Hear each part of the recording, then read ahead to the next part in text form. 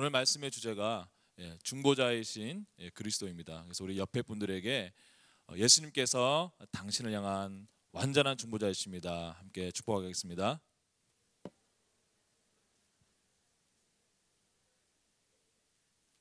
아멘. 얼마 전에 우리 교회 권사님 중에 한 분이 우리 사역자들과 직원들에게 축하떡을 한번 돌리신 적이 있습니다. 이 자리에 계신지 모르겠는데 그 떡의 제목은 당신의 그 따님이 우리 교회 옆에 있는 올 뉴 푸르지오 아파트에 당첨이 된 것을 기념해서 그 은혜 감사해서 떡을 돌리셨습니다. 아마 이제 우리 그 따님이 그 자매님도 그 아파트를 신청할 때 이제 그 모델하우스도 보고 여러 가지 꼼꼼히 따져 보시면서 이제 또 신청했고 또 이렇게 당첨 아마 되셨을 줄로 믿습니다. 이제 몇 년 후면 이제 그 아파트가 다 완공되면 이제 들어가서 그 아파트에서 살게 되실 텐데 그때 한 번 더 떡을 쏘시면 좋을 것 같습니다. 오늘 함께 저와 여러분이 함께 보게 될 히브리서 8장에서 10장 이 8, 9, 10장의 이 말씀 속에 나오는 이야기가 뭐냐면 구약의 제사와 율법 그리고 예수님을 통한 새 언약 이 두 개의 관계에 대해서 말하고 있는데 이것을 자꾸 비교하는데 바로 우리가 아파트의 모델하우스 그리고 실제로 우리가 들어가서 살게 될 그 아파트 이 모델하우스 아파트와의 관계가 바로 이 구약의 제사와 율법 그리고 예수님을 통한 새 언약의 그런 관계라고 저는 생각을 합니다. 자, 히브리서 8장 5절에서 6절 말씀에 그것을 잘 설명하고 있는데 함께 같이 읽어보도록 하겠습니다. 시작. 그들이 섬기는 것은 하늘에 있는 것의 모형과 그림자라 모세가 장막을 지으려 할 때에 지시하심을 얻은 것 같으니 이르시되 삼가 모든 것을 산에서 내게 보이던 본을 따라 지으라 하셨느니라. 그러나 이제 그는 더 아름다운 직분을 얻으셨으니 그는 더 좋은 약속으로 세우신 더 좋은 언약의 중보자시라. 아멘. 우리가 지난주에 아론의 반차를 따른 그 대제사장들 그리고 멜기세덱의 반차를 따른 예수 그리스도의 그 대제사장 되심을 우리가 함께 보았습니다. 자, 이 아론의 반차를 따른 구약의 대제사장들을 중심으로 한 이 구약의 제사는 그리고 그 성막의 제도는 바로 이 오늘 읽었던 이 말씀에 뭐라고 말하고 있냐면 모형과 그림자다. 즉 하늘에서 이루어지게 될 그 모형과 그림자의 수준이다라고 이렇게 말씀하고 있습니다.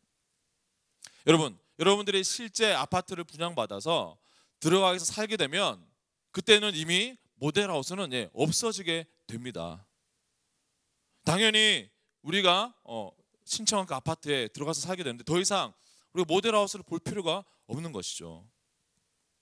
왜냐하면 그 모델하우스하고는 비교할 수 없이 이제는 실제로 행복하게 살 수 있는 그 아파트가 지어졌기 때문입니다.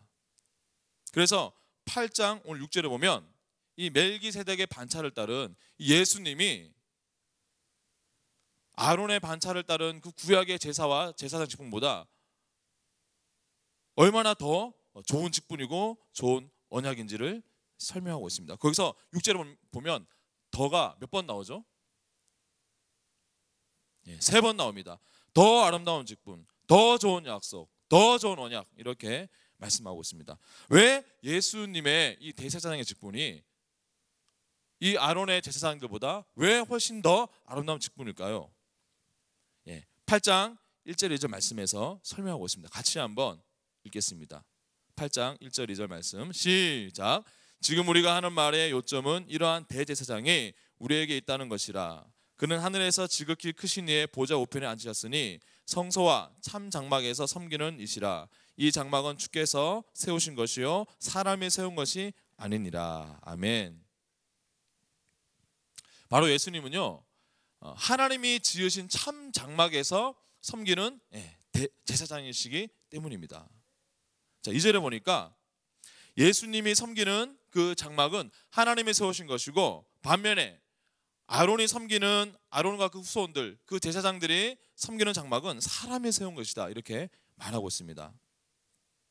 아론과 그 제사장들이 땅 위에 있는 장막에서 드린 제사는 뭐냐 하면 바로 죄 용서와 하늘에서 예수님께서 장사하시게 될 그 죄사함의 그 사역의 그것을 상징하고 그것의 모형이고 그림자에 불과하다, 이렇게 말씀하고 있습니다. 그러나 예수님께서 하늘에서 하시는 그 사역에서는 바로 그 일을 실제로 그 죄사함을 수행하셨다, 완수하셨다, 이렇게 말씀하고 있습니다. 자, 1절에 보니까 예수님은 하늘에서 지극히 크신 이의 보좌 우편에 앉아 계신다. 예수님께서 죄인들을 위해서 그 사역을 수행했던 장소는 바로 참 장막, 하늘에 있는 참 장막이다, 이렇게 성경은 말하고 있습니다. 그곳에서 예수님은 하나님 앞에서 진정으로 영적인 사역을 수행하셨습니다. 자, 따라서 이 예수님의 직분, 대제사장 직분이 아론의 제사장들보다 훨씬 더 아름다운 직분이라고 우리는 말할 수 있습니다. 자, 그리고 다음으로 이 예수님을 통해서 우리에게 주어진 새 언약이 왜 더 좋고 더 좋은 약속이고 더 좋은 언약인가? 우리 8장 7절 8절에서 그걸 설명하고 있습니다. 같이 읽겠습니다. 시작. 저 첫 언약이 무흠하였더라면 둘째 것을 요구할 일이 없었으려니와 그들의 잘못을 지적하여 말씀하시되 주께서 이르시되 볼지어다 날이 이르리니 내가 이스라엘 집과 유다 집과 더불어 새 언약을 맺으리라. 아멘. 자, 여기서 말하는 것은 뭐냐면, 만약에 율법을 통한 첫 번째 언약이 우리에게 완벽하게 효력이 있었다면 두 번째 새 언약이 무슨 필요가 있었겠느냐. 그런데 실제적으로는 그 첫 번째 첫 언약, 이 구약의 율법이 그렇지 않았기 때문에 두 번째 새로운 언약이 필요했다, 이렇게 말씀하고 있습니다. 그래서 이 첫 번째 언약보다 예수님을 통해서 우리에게 주어진 이 새 언약이 더 좋고 더 완벽한 언약이다, 완벽한 효력을 우리에게 나타낼 수 있다, 이렇게 말할 수 있습니다. 이것은 신약시대뿐만 아니라 구약시대의 선지자, 그 유명한 예레미야 선지자도 여기서 정확하게 지적하고 있습니다. 예레미야서 31장 32절 말씀 인용한 우리 히브리서 8장 9절 말씀을 같이 한번 읽어보겠습니다. 시작. 또 주께서 이르시기를 이 언약은 내가 그들의 열조의 손을 잡고 애굽 땅에서 인도하여 내던 날에 그들과 맺은 언약과 같지 아니하도다. 그들은 내 언약 안에 머물러 있지 아니하므로 내가 그들을 돌보지 아니하였노라. 여러분, 이게 무슨 말입니까? 옛 언약 가운데서는 하나님의 백성들이 그 옛 언약 가운데 머물러 있지 않으면 하나님이 더 이상 돌보지 않는다, 그렇게 말씀하고 있습니다. 이스라엘 백성들이 불순종해서 하나님과 그 옛 언약의 조건을 파기하게 되어버리면 하나님이 냉정하게 돌아서 버린다, 이렇게 말씀하고 있습니다. 이것이 바로 하나님의 심판입니다. 그러나 여러분, 새 언약은 어떻습니까? 예레미야 선지자가 계속적으로 이 새 언약에 대해서 예언하고 있습니다. 10절 말씀, 8장 10절 말씀 같이 읽겠습니다. 시작. 또 주께서 이르시되 그날 후에 내가 이스라엘 집과 맺을 언약은 이것이니 내 법을 그들의 생각에 두고 그들의 마음에 이것을 기록하리라. 나는 그들에게 하나님이 되고 그들은 내 백성이 되리라. 아멘. 이 새 언약은 더 이상 돌판에 새겨진 이런 언약이 아니라 어디에 새겨졌다고 말씀하고 있죠? 우리의 마음과 우리의 생각에 새겨진 것이다. 내적인 언약이다, 이렇게 말씀하고 있습니다. 옛 언약은 무엇이 악한 길이고 무엇이 선한 길인지 우리에게 겉으로 드러내서 보여줄 수는 있지만, 그러나 그 율법 가운데는 우리가 정말로 그 참된 의의 길을 따라갈 수 있는 힘을 제공할 수 있는 그 능력이 없다라는 것입니다.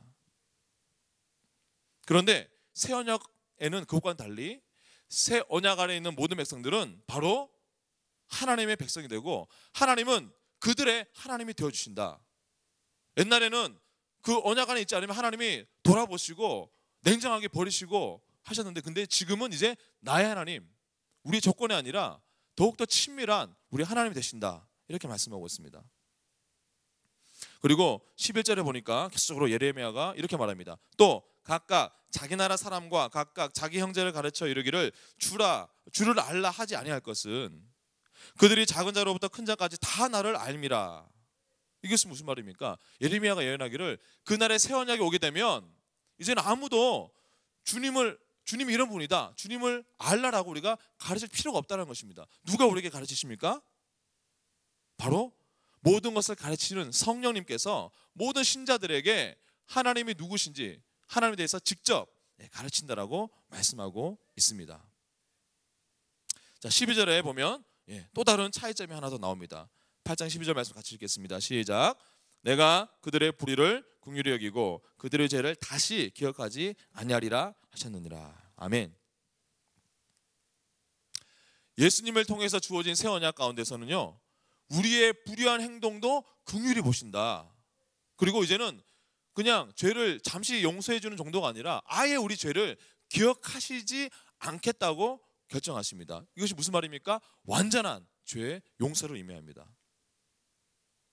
자, 이렇게 옛 언약에서의 죄가 해결되는 방법과 그리고 새 언약에서의 죄가 해결되는 방법이 바로 이제 우리가 다음에 보게 될 9장에서 계속 쭉 설명을 하고 있습니다. 9장의 1절부터 10절까지는 이제 옛 제도에 대해서 다시 한번 설명을 하고 있는데, 2절에 보니까 이제 이 옛 장막, 그 성소에 대해서 말하고 있습니다. 우리 화면을 보시면 그 옛날 제사가 드려졌던 우리 성소의 평면도가 나오죠. 자, 보면 이제 4절에 2절에 보니까 2절에서 말하고 있는 성소가 어디냐면 저 그림에서 어디죠? 1, 2, 3, 4, 5번 중에 어딜까요? 4번 중간에 저기 이제 막 연기 올라가고 또 떡상이 있고 금초대 있는 저곳이 바로 성소입니다. 성소의 이제 영어 이름이 Holy Place, 거룩한 장소 이렇게 붙어져 있죠. 자, 그리고 오늘 9장 3절에는 지성소가 나온다고 말하고 있는데, 지성소가 어디입니까? 그림 중에서 맨 이쪽에 있는 5번, 하나님의 금으로 쌓인 언약궤가 들어있는 그 방을 우리는 지성소라고 부릅니다. 자, 저 지성소는 저기 이제 이 마당에서 성소로 첫 번째 휘장을 제끼고 들어가면 성소가 나오고, 성소 안에서 다시 두 번째 휘장을 제끼고 들어가면 바로 5번 방, 지성소. 영어로 보니까 Holy of Holies라고 되어 있습니다. 거룩한 것 중에 더 거룩한, 지극히 거룩한 바로 장소, 지성소 이렇게 말하고 있습니다. 자, 저 5번 방에서 예수님을 통해서 기적이 일어난 거죠. 요즘 가장 인기 있는 영화가 7번 방의 기적이라는 영화가 가장 흥행을 하고 있다고 하는데, 혹시 보신 분 계십니까? 저도 보지는 못했지만 오늘 우리가 보게 될 기적은 5번 방의 기적입니다. 자, 4절에서 이 지성소를 설명하기를, 지성소 안에는 금향로가 있는데, 근데 저 그림에서 보게 되면 지성소 안에는 금향로가 없습니다. 좀 더 정확히 말하면 지성소 바로 앞에, 성소에서 지성소 들어가기 직전에 향로가 있었죠. 그리고 이제 4절에 보니까 지성소 안에는 언약궤가 있는데, 언약궤 안에는 세 가지 물품이 들어있었다라고 설명합니다. 뭐죠? 아론의 쌍난 지팡이, 그림에 보시면, 그리고 십계명 돌판, 그리고 만나가 들어있는 금향아리, 저렇게 세 개의 물품이 들어있다라고 설명하고 있습니다. 그런데 9장 7절에서 말하기를, 이 언약궤가 있는 지성소에는 대제사장이 1년에 딱 한 번 들어갈 수 있는데, 그때 뭘 가지고 들어가느냐? 자기 자신의 죄를 위한 피, 그리고 이스라엘 백성의 속죄를 위한 피를 가지고 하루에 2번, 첫 번째는 자기 자신의 죄를 위해서 들어가고, 두 번째는 이스라엘 백성의 죄를 속죄하기 위해서 들어갈 수 있다, 이렇게 말하고 있습니다. 자, 9장 9절에서 10절은 이제 이러한 이 땅에 존재했던 저 장막에서 드려진 첫 번째 제사가 불완전하고 일시적인 제사였다라는 것을 설명하고 있습니다. 자, 9절에는 왜 이게 불완전하고 일시적이었냐? 9절에 뭐라고 말하고 있죠? 이 구약의 제사에는 예비에 드리는 사람의 양심까지는 깨끗하게 할 수 있는 도리가 없었기 때문입니다. 자, 그래서 10절에 이 구약의 제사를 육체의 예법이다 말하고 있습니다. 이것은 새 언약이 주어질 때까지만 일시적으로 적용되었던 그런 제사였습니다. 자, 그래서 이것은 장차 새 언약 아래서 우리의 양심이 깨끗해지고 우리의 죄가 용서함 받게 되는 그런 그리스도의 사역의 이제 모형의 그림자에 지나지 않았다, 이렇게 말하고 있습니다. 자, 우리 9장 11절부터 9장 끝까지는 바로 그리스도를 통한, 예수님을 통한 새로운 언약에 대해서 자, 설명하고 있는데 우리가 다 보진 않겠고, 그 가운데 옛 제사와 예수님의 이 새로운 새 언약의 이 제사가 가장 핵심적인 차이가 뭔지 우리 네 가지만 한번 살펴보겠습니다. 자, 첫 번째 차이점 뭐냐면 드렸던 피가 달랐습니다. 12절에 보니까 옛날 아론의 제사장들은 뭘 드렸죠? 염소와 송아지 피. 그런데 이제 예수님은 뭘 드렸습니까? 자신의 피를 드렸습니다. 여러분, 염소와 송아지 피하고 하나님의 아들의 피하고 비교할 수가 없습니다. 훨씬 더 예수님의 피가 값진 피라고 우리가 당연히 말할 수 있겠죠. 두 번째 차이점 뭐냐? 제사를 드린 장소가 달랐습니다. 아까 우리 함께 설명했던 부분인데 9장 11절 말씀 같이 한번 읽겠습니다. 시작. 그리스도께서는 장래 좋은 일의 대제사장으로 오사 손으로 짓지 아니한 것 곧 이 창조에 속하지 아니한 더 크고 온전한 장막으로 말미암아. 아멘. 옛 제사는 이 창조 세계 안에 존재하는 속한 손으로 지은 이 땅의 장막에서 드려졌지만, 그러나 예수님이 드린 이 제사는 창조에 속하지 않은 것, 즉 더 크고 온전한 하늘의 장막에서 드려졌다, 이렇게 말씀하고 있습니다. 그래서 예수님이 드린 그 제사에는 땅의 장막에서 상징했던 것들을 예수님이 실제로 정말 그 효과가 나타나게 드려졌다, 이렇게 말하고 있는 것입니다. 자, 세 번째는 얼마나 이 두 개의 제사가 자주 드려졌느냐 비교할 수 있습니다. 12절에 보니까 예수님의 제사는요, 단 한 번에 영원한 속죄를 다 했다라고 말하고 있습니다. 몇 번 드렸다고요? 단 한 번. 그래서 우리가 예수님의 제사를 영단번의 제사라고 말하는 이유가 바로 거기에 있습니다. 여러분, 우리가 히브리서 9장 27절의 이 말씀은 굉장히 우리가 잘 아는 말씀이죠. 한 번 죽는 것은 사람에게 정해진 것이요 그 후에는 심판이 있으리니. 이 말씀 우리가 전도할 때 굉장히 많이 쓰는 말씀입니다. 형제님, 자매님, 우리 인간은 다 죽습니다. 그 이후에 심판이 있습니다. 이런 용도로 우리가 주로 썼던 말씀인데, 그러나 실제로 이 말씀이 위치한 이 문맥에서는 그런 의미보다는 바로 예수님의 단번에 드린 제사를 설명하기 위해서 사용되고 있습니다. 자, 27절에 이게 무슨 말이죠? 한 번 죽는 것은 사람에게 정해진 것이요. 자, 28절에 이와 같이 그리스도도 많은 사람의 죄를 담당하시기 위하여. 자, 사람이 한 번밖에 안 죽는 것처럼 예수님도 단 한 번의 죽으심으로 말미암아 많은 사람의 죄를 담당하시려고 단번에 들이신 바 되었다. 그래서 그 사람들을 구원에 이르게 하셨다, 이렇게 말씀하고 있는 것입니다. 자, 그러나 옛 제사를 설명하고 있는 25절에는 몇 번 들었죠? 25절 말씀을 보면 대제사장이 해마다 다른 것의 피로서 성소에 들어가는 것 같이 자주 자기를 드리려고 매년 자주 거듭해서 반복해서 제사를 드렸다는 것입니다. 자, 마지막으로 네 번째, 이 두 개의 제사의 결과도 하늘과 땅 차이였습니다. 자, 13절에 보니까 9장 13절에 보면 이 옛 제사의 효과에 대해서 말하고 있죠.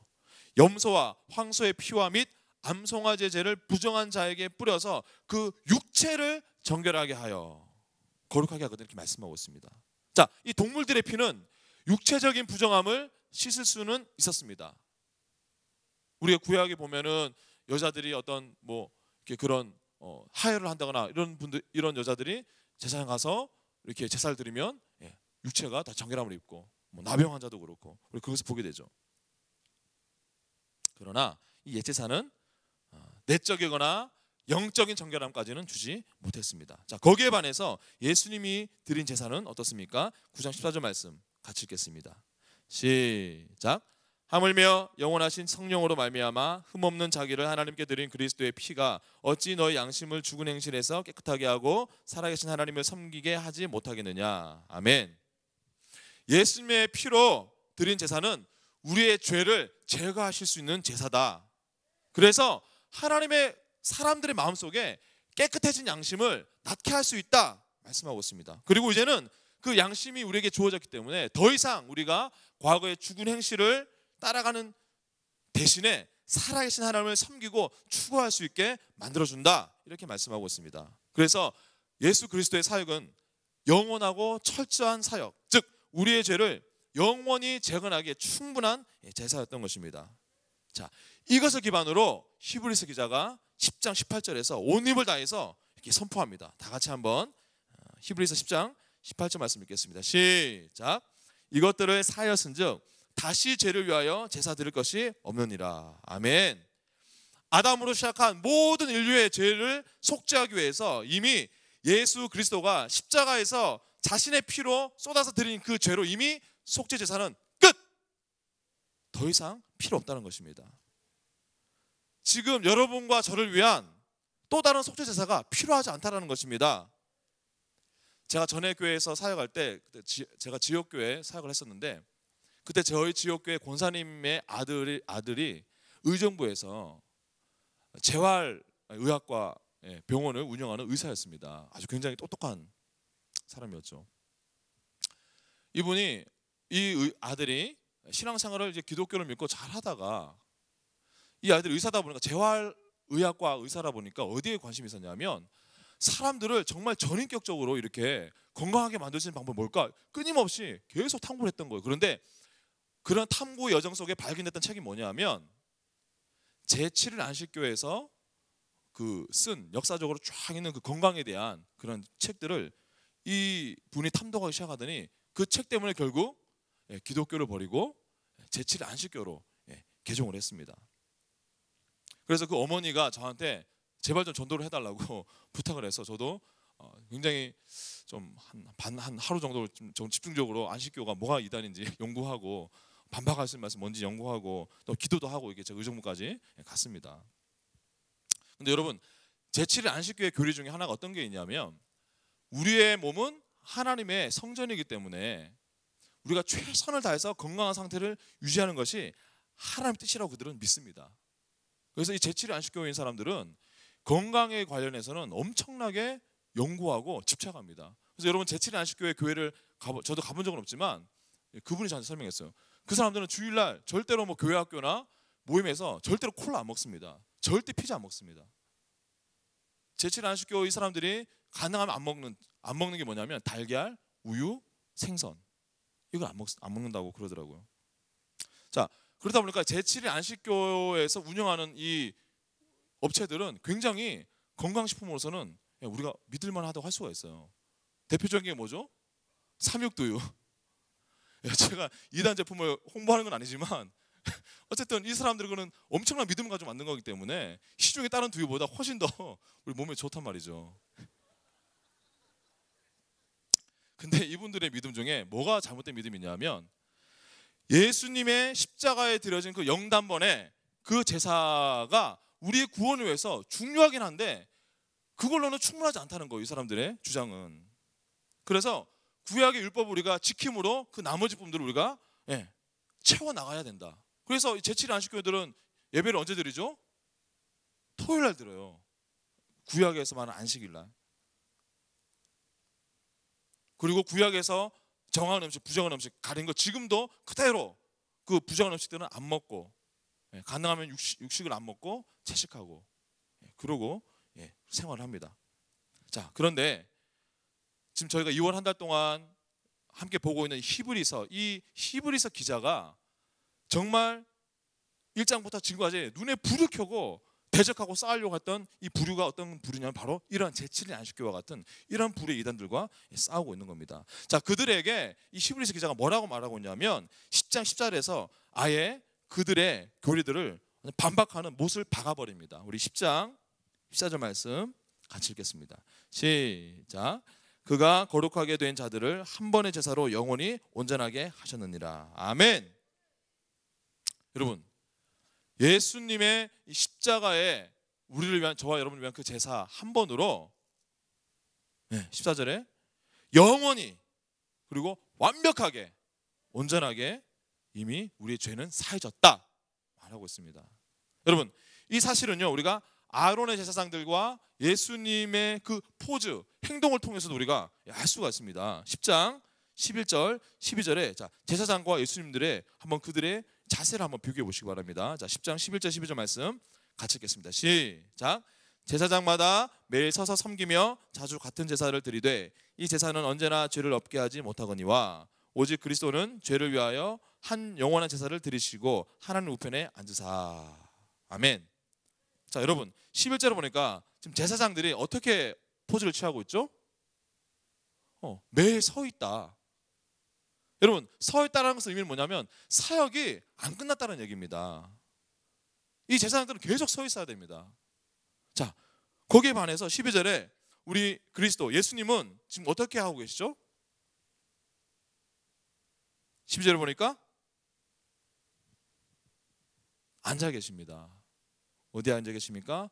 죄를 위하여 영원한 제사를 한 번 드리시고 난 다음에 하나님의 우편에 예수님은 이제 편안하게 앉아 계십니다. 왜 그렇습니까? 우리를 위한, 저와 여러분을 위한 예수님의 모든 일을 마치셨기 때문입니다. 예수님은 우리의 모든 죄를 다 지불하시고 난 다음에 앉으셨던 것입니다. 그리고 지금 뭐 하고 계십니까? 13절 말씀해 보니까 그 후에 자기 원수들을 자기의 발등상이 되게 하실 때까지 기다리신다, 이렇게 말씀하고 있습니다. 즉 이 말은 뭐냐면 예수님께서 십자가에서 우리를 위해 제사를, 자신의 피를 쏟아서 제사를 드리고 난 다음에 부활하셔서 하나님의 오른편에 앉아 계시고 난 그 이후에 지금까지 예수님은 그 원수 그리스도의 그 대적들이 무너지고 이제 그들을 통해서 거두게 될 최종적인 승리를 이제 우리는 기다리는 그러한 기간이라고 말씀하고 있습니다. 자, 바로 하나님께서 이러한 예수님을 통해서 우리에게 행하신 그 일들을 10장 19절 20절에서 요약해서 말씀하고 있습니다. 다 같이 10장 19절 20절 말씀을 읽겠습니다. 시작. 그러므로 형제들아, 우리가 예수의 피를 힘입어 성소에 들어갈 담력을 얻었나니 그 길은 우리를 위하여 휘장 가운데로 열어놓으신 새로운 살 길이요 휘장은 곧 그의 육체니라. 아멘. 하나님은 예수님을 통해서 우리가 하나님께 나아가는 그러한 새로운 살 길을 열어놓으셨습니다. 그래서 요한복음 14장 6절에 예수님이 당당하게 뭐라고 자신을 선포하고 있죠? 나는 길이요 진리요 생명이다. 여러분 20절에서 지금 어떻게 표현하고 있습니까? 분명히 새로운 살 길이다. New and living way 라고 말씀하고 있습니다. 즉 이 길은 우리가 살 수 있는 유일한 길이다. 우리의 살 길은 예수님밖에 없다. 이렇게 말씀하고 있습니다. 자, 만약에 예수님께서 저와 여러분을 위해서 정말 이러한 엄청난 이러한 은혜를 베푸시고 이러한 제사를 드리셨다면 과연 그러면 저와 여러분은 이제 우리가 어떻게 살아야 됩니까?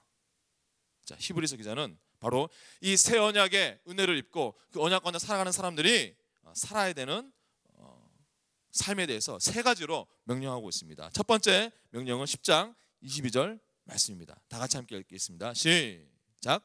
우리가 마음의 뿌림을 받아 악한 양심으로부터 벗어나고 몸은 맑은 물로 씻음을 받았으니 참 마음과 온전한 믿음으로 하나님께 나아가자. 아멘. 예수님이 우리를 위한 완전한 제사를 드리셨기 때문에 우리를 언제든지 하나님께 나아갈 수 있게 하셨기 때문에 자, 우리는 참 마음을 가지고, 즉 순수하게 헌신된 마음을 가지고 그리고 온전한 믿음을 가지고, 이게 무슨 말입니까? 우리는 오직 예수님 한 분을 통해서 하나님께 나아갈 완전한 길이 제공되어졌다라는 담대한 확신을 가지고 하나님 앞에 나아가라. 더 자주 더 가까이 하나님께 나아가라고 명령하고 있습니다. 첫 번째 명령은 바로 하나님께 나아가라. 두 번째는 10장 23절에서 우리에게 두 번째 명령을 하고 있습니다. 같이 읽겠습니다. 시작. 또 약속하신 이는 믿으시니 우리가 믿는 도리에 소망을 움직이지 말며 굳게 잡고. 아멘. 두 번째 명령은 뭡니까? 소망을 견고히 잡고 있으라. 흔들리지 마라. 이러한 명령을 하고 있습니다. 여러분, 우리가 신앙생활하면서 전혀 흔들리지 않는 것은 굉장히 어려운 것입니다. 쉬운 것이 아닙니다. 그런데 오늘 읽었던 이 23절 말씀을 보니까 그렇게 할 수 있게 하시는 믿으시니 신실하시고 변화없는 하나님이 계신다. 우리가 이 하나님을 붙들면 흔들리지 않는 힘과 열정을 공급받을 수 있다, 이렇게 말씀하고 있습니다. 우리는 우리 힘으로, 내 의지로, 내 악으로 깡으로 그렇게 우리 믿음의 여정을 나가는 것이 아니라 우리가 예수님을 잡으면 잡을수록 우리는 더 강한 힘과 더 뜨거운 열정을 예수님 안에서 공급받게 된다라고 말하는 것입니다. 만에 하나 우리가 흔들려서 잠시 넘어졌다고 칩시다. 그러나 다시 우리가 일어나서 회개하고 돌아오면, 여러분 멀리서 보면요, 금방 넘어졌다가 일어나면 잘 구분이 안 됩니다. 그건 서 있는 것과 마찬가지입니다. 믿음이 좋다는 것은 죄를 안 짓는다는 것이 아니라 죄를 지었을 때 얼마나 빨리 돌아오느냐, 그것이 바로 믿음이 좋다라는 의미인 것입니다. 자, 세 번째, 마지막 24절 25절에서 명령하고 있습니다. 다 같이 읽겠습니다. 시작. 서로 돌아보아 사랑과 선행을 격려하며 모이기를 피하는 어떤 사람들의 습관과 같이 하지 말고 오직 권하여 그날의 가까움을 벌수록 더욱 그리하자. 아멘. 서로 돌아보고 격려하면서 모이기를 힘쓰라, 이렇게 명령하고 있습니다. 여러분, 우리는요, 아까 우리 대표 기도하신 우리 성도님도 그런 기도하셨지만 정말 우리 자신의 그냥 내가 믿음이 이 정도면 됐지, 내 구원에만 관심을 두어서는 안 됩니다. 우리는 영적인 한 가족이기 때문에 비틀거리고 넘어지려고 하는 그 사람들을 우리가 도와줄 책임이 저와 여러분들에게 있는 것입니다. 아마 히브리서 기자가 이 히브리서 쓸 당시에는 정말 이 유대교 그리스도인들에게 가해자던 핍박 때문에, 유혹 때문에 그냥 그리스도의 교제, 성도의 교제를 하다가 그 교제를 중단하고 그 무리에서 떨어져 나간 사람들이 아마 여러 명 있었던 것 같습니다. 여러분, 그런 사람들의 무리에게 절실하게 필요한 것이 뭐냐면 다시 모이는 것이었습니다. 그래서 만약에 우리가 이 히브리서 기자 우리에게 명령하고 있는 세 가지 명령, 우리가 하나님께 나아가고 믿음을 굳게 잡고 서로 돌아보고 격려하는 이 명령을 우리가 순종하지 않고 게을리한다면 어떤 일이 벌어질까요? 10장 26절에서 29절과 같은 이 일을 겪는 지체들이 생길 수 있다는 것입니다. 다 같이 10장 26절에서 29절 말씀 읽겠습니다. 시작. 우리가 진리를 아는 지식을 받은 후 짐짓 죄를 범한 즉 다시 속죄하는 제사가 없고 오직 무서운 마음으로 심판을 기다리는 것과 대적하는 자를 태울 맹렬한 불만 있으리라. 모세의 법을 폐한 자도 두세 증인으로 말미암아 불쌍히 여김을 받지 못하고 죽었거든. 하물며 하나님의 아들을 짓밟고 자기를 거룩하게 한 언약의 피를 부정한 것으로 여기고 은혜의 성령을 욕되게 하는 자가 당연히 받을 형벌은 얼마나 더 무겁겠느냐 너희는 생각하라. 히브리서 기자가 뭐라고 말하고 있습니까? 우리의 죄를 제거하기 위해서 하나님이 제시해 주신 유일한 길인 그 예수 그리스도를 저버린다면, 만약 은혜의 성령님이 우리에게 알게 한 예수 그리스도에 대한 그 진리를 우리가 교만함으로 우리가 거부한다면 남아있는 것은 오직 무서운 마음으로 심판을 기다려야 되는 그 기다림, 그리고 대적을 태울 맹렬한 불밖에 남아있지 않는다라고 강하게 경고하고 있습니다. 오늘 말씀을 정리하겠습니다. 오늘 우리 히브리서 8장에서 10장 말씀을 통해서 우리는 하나님과 우리 사이에 유일하시고 또 완전하신 중보자이신 예수님에 대해서 함께 보았습니다. 만약 이 자리에 있는 분들 중에서 내가 죄인임을 깨닫고 십자가에서 나를 위해 흘리신 그 예수 그리스도의 보혈, 그 십자가 복음을 믿고 예수님을 내 마음을 열어서 영접하면 우리들의 마음속에는 바로 그 예수님 2000년 전에 흘린 그 피가 4차원 영적인 세계에서 우리 마음에, 우리 양심에 뿌려지고 우리 죄가 사해지고 우리가 구원받는 그 제사가 우리에게 효력이 있다, 이렇게 말하고 있는 것입니다. 그래서 이제는 저와 여러분은 우리의 구원을 위해서 우리가 더 해야 할 일도 없고 할 수 있는 일도 없습니다. 만약에 이것에서 벗어나는 복음이라면 그것이 바로 뭡니까? 이단입니다. 다른 복음입니다. 자, 이런 그리스도의 새 언약 안에 있는 그러한 새 언약에 있는 하나님의 백성들에게 하나님이 원하시는 것이 무엇입니까? 그것은 바로 이 진리 안에서 이 영광을 향한 이 등정 가운데 뒤로 뒷걸음질 치지 말고 침륜에 빠지지 말고 뒤로 물러나지 말고 예수님을 굳게 붙들고 한 걸음 한 걸음 앞으로 정진하라, 이렇게 우리에게 말씀하고 있습니다. 마지막으로 10장 38절에서 39절 말씀 읽고 마치겠습니다. 시작. 나의 의인은 믿음으로 말미암아 살리라. 또한 뒤로 물러가면 내 마음이 그를 기뻐하지 아니하리라 하셨느니라. 우리는 뒤로 물러가 멸망한 자가 아니요 오직 영혼을 구원함에 이르는 믿음을 가진 자니라. 아멘. 여러분, 제가 이 히브리서 강의를 소개할 때 저 주보에 영광을 향한 등정이라는 부제를 붙였습니다. 사진 한번 띄워주시면 우리가 등정을 할 때, 특별히 이런 이 겨울에 우리가 등반을 할 때, 자, 우리에게 지금 뭐가 필요합니까? 우리는 많은 어려움 가운데서도 굳게 붙들고 한 걸음 한 걸음 하나씩 우리가 얼음을 꽂고 우리가 붙들고 밟고 올라가야 되는 그러한 우리 믿음이 필요한 것입니다. 우리 등산에 이거 암벽 등반할 때 꽂는 걸 피켈이라고 한다 그러더라고요. 피켈. 그리고 밑에 신발에 있는 그 가시 같은 것을 아이젠이라고 부르는데, 바로 우리의 소망 대신 예수 그리스도, 또 성령 하나님의 능력, 말씀과 기도, 때로는 금식, 우리가 하나님께서 우리에게 베풀어 주신 그 풍성한 은혜 가운데 그 소망을 놓지 말고, 우리가 지금 어떠한 어려움에 처하든지 절대로 뒷걸음질 치지 말고 예수님과 함께 비록 작은 걸음이라도 앞으로 정진하라, 이렇게 말씀하고 있습니다. 바로 이러한 믿음의 승리와 정진이 있는 여러분 되시기를 주의 이름으로 축원합니다. 함께 우리 찬송가 257장 함께 찬양하시겠습니다. 마음에 가득한 의심을 깨치고, 찬송가 257장입니다.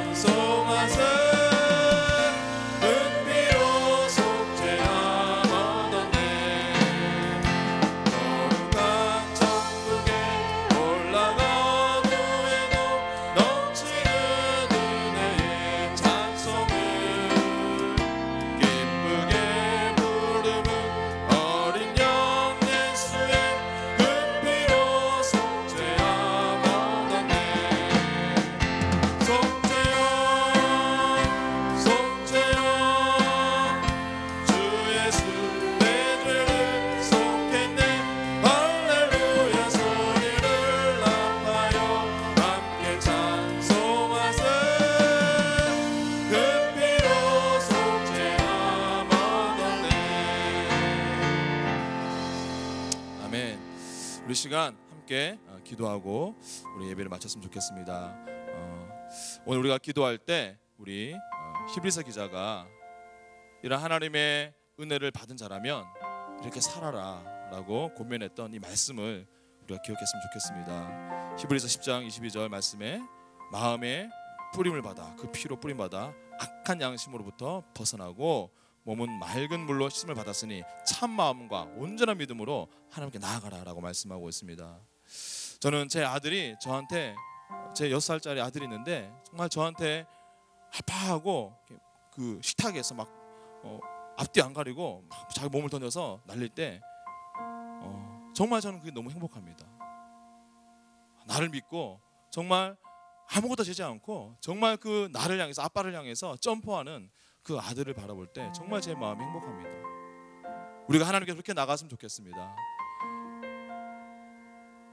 여러 가지 많은 고민과 염려가 있지만 우리가 그 하나님 앞에 온전한 믿음으로, 참 마음으로, 우리가 세상을 향해서 두 갈래 세 갈래 나눠줬던 마음이 아니라 온전한 마음으로 이전에 하나님 앞에 나아가면서 기도했으면 좋겠습니다. 두 번째, 우리가 기도할 때 믿는 돌의 소망을 움직이지 말고 굳게 잡으라고 말씀하고 있습니다. 여러분들, 여기 있는 어떤 분들 가운데는 정말 우리가 공감할 수 없는, 정말 우리가 상상할 수 없는 그런 상처와 또 어려움과 난관 앞에 부딪혀 있는 분이 계실 수도 있습니다. 우리 각자가 정도의 차이는 있지만 우리가 정말 인생의 많은 벽들 앞에, 크고 작은 벽들 앞에 우리가 절망하고 또는 마음을 어려워하고 있습니다. 그러나 그 자리 가운데서도 우리는 예수님만 붙들면 예수님 피할 길을 주신다. 예수님을 붙들고 우리는 한 걸음 한 걸음 정진할 수 있는 힘을 주신다라고 말씀하고 있습니다. 다시 한번 이 저녁에 우리의 믿음의 힘을 발휘하여서 성령 하나님의 도우심을 얻어서 우리가 그 예수님을 붙들었던 그 우리의 믿음을 다시 한번 강하게 주님을 붙들었으면 좋겠습니다. 마지막으로 서로 돌보고 격려하라고 모기를 힘쓰라고 말씀하고 있습니다. 여러분들의 가족 가운데, 여러분들의 셀 식구 가운데, 여러분들의 교회, 학교 학생들 가운데 정말 내 중보가 필요하고 나의 헌신이, 나의 돌봄이 필요한 사람이 있다면 이 시간, 이 저녁에 짧은 시간이지만 하나님 앞에 그 영혼을 위해서, 또 그 아픈 사람을 위해서 우리가 기도했으면 좋겠습니다. 이 시간 함께 우리가 이 히브리서 말씀, 여러분 침륜에 빠지면 뒷걸음질 치지 말라는 이 말씀을 우리가 실제로 적용한다면 이론적으로는요, 매 순간이 우리 인생의 최고의 신앙이 되어야 됩니다. 왜냐하면 우리 뒷걸음질 치면 안 되니까, 조금이라도 앞으로 가야 되니까. 지금 이 수예배를 마치고 이 성전을 나가는 여러분들의 믿음은 들어오기 전의 믿음보다는 한 걸음이라도 더 나가야 되는 믿음입니다. 이 시간 이후에 여러분들은 매 순간순간이 나의 베스트의 믿음이 되어야 되는 것입니다.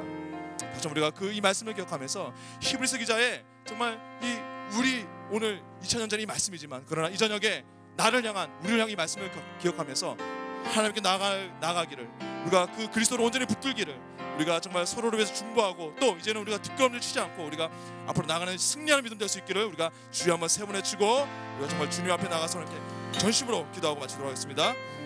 주여, 주여, 주여.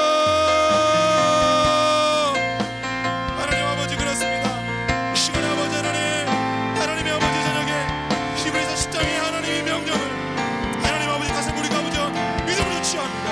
하나님 아버지, 우리가 하나님 앞에 나아가게 하시옵소서. 우리가 하나님 아버지여 힘없이 예수 그리스도의 이 어마어마한 은혜를 받고 하나님의 이 새 언약 가운데 우리가 아버지여 이 엄청난 구원을, 그 은혜를 받았음에도 불구하고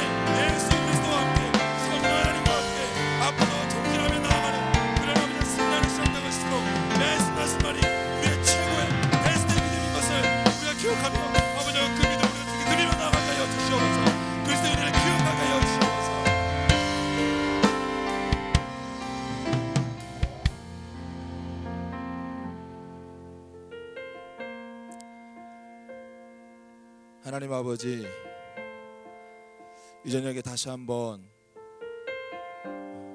예수 그리스도께서 나를 위해서 또 우리를 위해서 행하신 그 어마어마한 은혜와 십자가의 공로와 그 새 언약의 제사 때문에 하나님, 우리의 믿음이 다시 힘을 얻고 활력을 얻고 하나님, 정말 그 성령의 충만한 가운데 다시 우리가 주님을 온전히 바라보고 주님께 달려가며 점프하며 예수 그리스도를 붙들고 우리가 하나님, 나의 영혼뿐만 아니라 우리 하나님 주께서 우리에게 맡기신 그 영혼들, 우리의 가족들, 우리의 영적인 우리 지체들을 위해서 중보하면서 그렇게 함께 뒷걸음을 치지 않고 나아가는 저희들 될 수 있도록 축복하여 주시옵소서. 이제는 우리 주 예수 그리스도의 은혜와 하나님 아버지의 사랑과 성령 하나님의 감동교통 역사하심이 오직 우리의 대제사장 되신 예수 그리스도를 바라보며